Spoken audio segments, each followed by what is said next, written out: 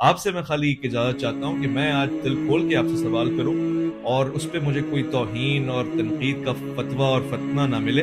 اگر اس کی اجازت ہو تو میرے دل میں، میرے من میں جتنے سوالات ہیں وہ میں آپ سے پوچھوں گا انشاءاللہ. اجر چاہیے، ثواب چاہیے، اللہ کی اور رسول کی رضایت چاہیے، تو پھر کھل کے بات کرتے ہیں. معاملہ اگر امامت کا ہے تو اتنا بنیادی حکم اور قرآن میں اتنی بڑی تعداد اور واضح انداز سے اس کی عدم موجودگی، یعنی اس نے نماز کا حکم دیا اور ایک بار نہیں کئی مرتبہ دہرا کے دیا.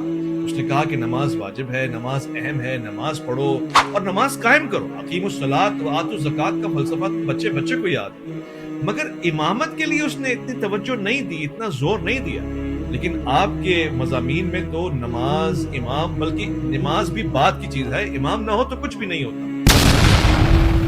مستقبل میں سب متفق ہیں کہ امام ہوگا، حال میں بھی سب متفق ہیں کہ امام ہوگا، ماضی میں بھی سب متفق ہیں کہ امام ہوگا. آپ مجھے ایک شاذ شخص دکھا دیں، ایک شاذ مکتب دکھا دیں جو امامت کا قائل نہ ہو، نہ ماضی میں، نہ حال میں، نہ مستقبل میں. آج کے دور میں جو تصور غامدیت ہے، یعنی پروفیسر غامدی صاحب کی سوچ ہے، وہ امام مہدی کے آنے کے قائل نہیں ہے اور تصور امامت سے بالکل بھی آشنا نہیں ہے، بلکہ وہ اس کی تائید بھی نہیں کرتے. آواز جو کہ خدا کو نہیں مانتے مسلمانوں میں موجود ہیں، مسلمانوں میں آپ کو جو رسول خدا کو نہیں مانتے، میں آپ کو اصل رسول میں دکھا دوں گا. مسلمانوں میں کوئی ایسا ہو سکتا ہے جو رسول اللہ کو نہ مانے اور مسلمان ہو؟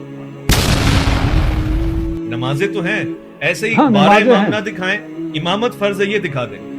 ہاں امامت فرض ہے، وہ قرآن میں ہے. کہاں ہے؟ وہابی، یہ ابن تیمیہ کے ماننے والے آج کے زمانے میں جو خود کو اہل حدیث کہتے ہیں، وہ امامت کے قائل نہیں ہیں. وہ کہتے ہیں امام صرف وہی ہے جو آمنہ کا لال ہے، ہم کسی کو امام نہیں مانتے. کبھی کو امام نہیں مانتے. کیوں؟